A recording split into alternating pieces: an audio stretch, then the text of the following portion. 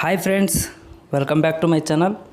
ನಾವಿವತ್ತು ಮಾಡಿ ತೋರಿಸ್ತಾ ಇದ್ದೀವಿ ಒಂದು ತುಂಬಾ ರುಚಿಕರವಾಗಿರ್ತಕ್ಕಂಥ ತುಂಬ ಕ್ರಿಸ್ಪಿಯಾಗಿರ್ತಕ್ಕಂಥ ಸ್ನ್ಯಾಕ್ಸ್ನ ಮಾಡಿ ತೋರಿಸ್ತಾ ಇದ್ದೀವಿ. ಸೊ ಈ ಒಂದು ಸ್ನ್ಯಾಕ್ಸು ತುಂಬ ಕಡಿಮೆ ಸಮಯದಲ್ಲೇ ನೀವು ಮನೆಯಲ್ಲಿ ಮಾಡ್ಕೊಬೋದು. ಸೊ ಬನ್ನಿ ಇದನ್ನು ಮಾಡಬೇಕಾದ್ರೆ ಯಾವ ರೀತಿ ಮಾಡೋದು ಅಂತ ನೋಡೋಣ. ಮೊದಲಿಗೆ ಒಂದು ಪಾತ್ರೆನ ಇಟ್ಕೊಂಡಿದ್ದೀವಿ. ಅದಕ್ಕೆ 1 ಟೀ ಸ್ಪೂನಷ್ಟು ಜೀರಿಗೆ ಹಾಕ್ಕೊಂಡಿದ್ದೀವಿ. ಆಮೇಲೆ ಒಂದು ಸ್ವಲ್ಪ ಕರಿಬೇವು ಸೊಪ್ಪು, ಆಮೇಲೆ ಒಂದು 7ರಿಂದ 8 ಒಣ ಮೆಣಸಿನ್ಕಾಯಿನ ನಾವಿಲ್ಲಿ ಸೇರಿಸ್ಕೊಂಡಿದ್ದೀವಿ. ಇದಿಷ್ಟನ್ನು ಒಂದು ಸ್ವಲ್ಪ ಕ್ರಿಸ್ಪಿ ಆಗೋವರೆಗೂ ಫ್ರೈ ಮಾಡ್ಕೊಬೇಕು.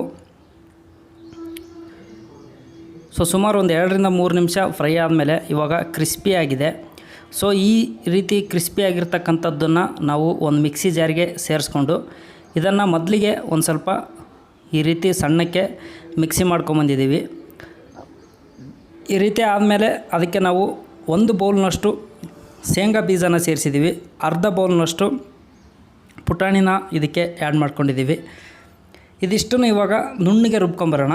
ಅಂದರೆ ತುಂಬಾ ನುಣ್ಣಗೆ ರುಬ್ಕೊಂಬಾರ್ದು, ಒಂದು ಸ್ವಲ್ಪ ಗರಿಗರಿಯಾಗಿ ಇದನ್ನು ಮಿಕ್ಸಿಗೆ ಹಾಕ್ಕೊಂಬಂದಿದ್ದೀವಿ.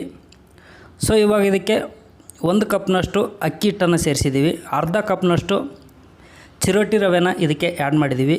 ಒಂದು 1/4 ಕಪ್ನಷ್ಟು ಇದಕ್ಕೆ ಮೈದಾ ಹಿಟ್ಟನ್ನು ನಾವು ಸೇರಿಸ್ಕೊಂಡಿದ್ದೀವಿ. ಇದೇ ಸರಿಯಾದ ಪ್ರಮಾಣದಲ್ಲಿ ನೀವು ಇದನ್ನು ಸೇರಿಸ್ಕೊಬೇಕು.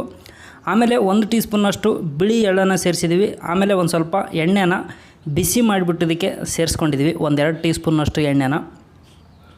ಸೊ ಇವಾಗ ಇದನ್ನು ಚೆನ್ನಾಗಿ ಮಿಕ್ಸ್ ಮಾಡ್ಕೊಳ್ಳೋಣ. ಡ್ರೈ ಮಿಕ್ಸ್ ಮಾಡ್ಕೊಬೇಕು ಮೊದಲಿಗೆ. ಸೊ ಈ ರೀತಿ ಡ್ರೈ ಮಿಕ್ಸ್ ಆದಮೇಲೆ ಇದಕ್ಕೆ ಒಂದು ಸ್ವಲ್ಪ ನೋಡ್ಬೋದು ನೀವು, ಈ ರೀತಿ ಗರಿಗರಿಯಾಗಿ ನಾವು ಮಿಕ್ಸಿಗೆ ಹಾಕೊಂಬಂದಿದ್ದೀವಿ. ಎಲ್ಲನೂ ಮಿಕ್ಸ್ ಆದಮೇಲೆ ಒಂದು ಅರ್ಧ ಟೀ ಸ್ಪೂನ್ನಷ್ಟು ಉಪ್ಪನ್ನು ಇದಕ್ಕೆ ಸೇರಿಸ್ಕೊಂಡಿದ್ದೀವಿ. ನಿಮಗೆ ರುಚಿಗೆ ಅನುಸಾರವಾಗಿ ನೀವು ಇದಕ್ಕೆ ಉಪ್ಪನ್ನು ಸೇರಿಸ್ಕೊಳ್ಳಿ. ಆಮೇಲೆ ಒಂದು ಸ್ವಲ್ಪನೇ ನೀರನ್ನು ಸೇರಿಸ್ಕೊಂಡು ಇದನ್ನು ಒಂದು ಸ್ವಲ್ಪ ಗಟ್ಟಿಯಾಗಿ ನಾವು ಇದನ್ನು ನಾದ್ಕೊಬೇಕು. ತುಂಬ ಲೂಸಾಗಿ ನಾದ್ಕೊಬೇಡಿ.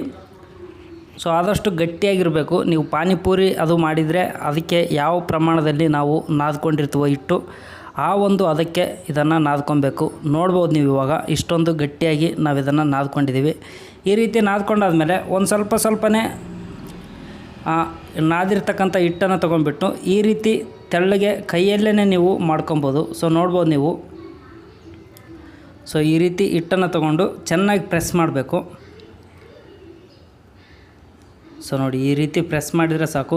ಇಲ್ಲಾಂದರೆ ನೀವು ಬೆಲ್ಲಣಿಗೆಯಲ್ಲಿ ಕೂಡ ಲಟ್ಸ್ಕೊಂಡ್ಬಿಟ್ಟು ನಿಮಗೆ ಯಾವ ಆಕಾರಕ್ಕೆ ಬೇಕೋ ಆ ಆಕಾರಕ್ಕೆ ಕಟ್ ಮಾಡ್ಕೊಂಬಿಟ್ಟು ಸಹ ನೀವು ಮಾಡ್ಕೊಬೋದು.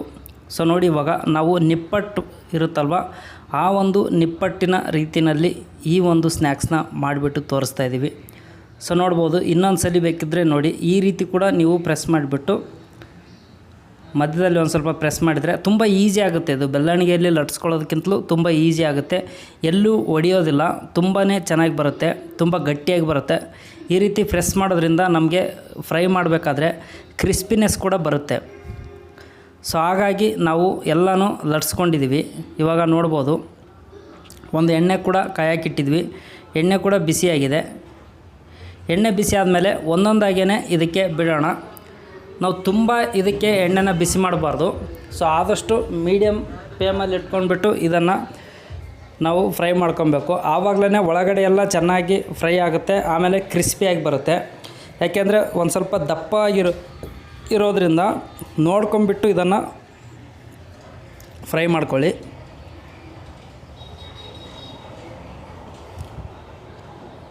ಸೊ ನೋಡ್ಬೋದು, ಇವಾಗ ಚೆನ್ನಾಗಿ ಫ್ರೈ ಆಗ್ತಾಯಿದೆ.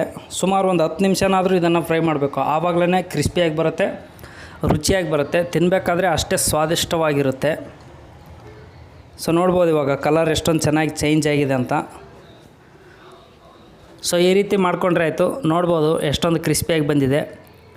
ಸೊ ನೋಡಿದ್ರಲ್ಲ ಎಷ್ಟೊಂದು ಚೆನ್ನಾಗಿ ಬಂದಿದೆ. ಈ ಒಂದು ನಿಪ್ಪಟ್ಟು ಅಥವಾ ಚಕ್ಕಳಿ ನೀವೇನು ಬೇಕಾದರೂ ಕರೀರಿ, ಒಂದು ಒಳ್ಳೆ ಸ್ನ್ಯಾಕ್ಸ್ ಅಂತ ಹೇಳ್ಬೋದು. ಇದ್ರ ಜೊತೆ ಒಂದು ಟೀ ಇದ್ದರೆ ಇನ್ನೂ ಚೆನ್ನಾಗಿರುತ್ತೆ.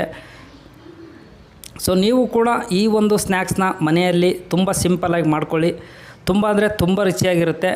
ನಿಮಗೆ ಹೊರಗಡೆ ಹೋಗಿ ತರಬೇಕಂತನಿಲ್ಲ. ನೋಡ್ಬೋದು ಎಷ್ಟೊಂದು ಕ್ರಿಸ್ಪಿಯಾಗಿ ಬಂದಿದೆ ಅಂತ. ಸೊ ಈ ಒಂದು ವಿಡಿಯೋ ಇಷ್ಟ ಆದರೆ ಒಂದು ಲೈಕ್ ಮಾಡಿ, ಆಮೇಲೆ ದಯವಿಟ್ಟು ಕಮೆಂಟ್ ಮಾಡಿ. ಈ ನಮ್ಮ ಚಾನಲ್ನ ಸಬ್ಸ್ಕ್ರೈಬ್ ಮಾಡ್ಕೊಳ್ಳಿ. ವಿಡಿಯೋ ನೋಡೋದಕ್ಕೆ ಧನ್ಯವಾದಗಳು.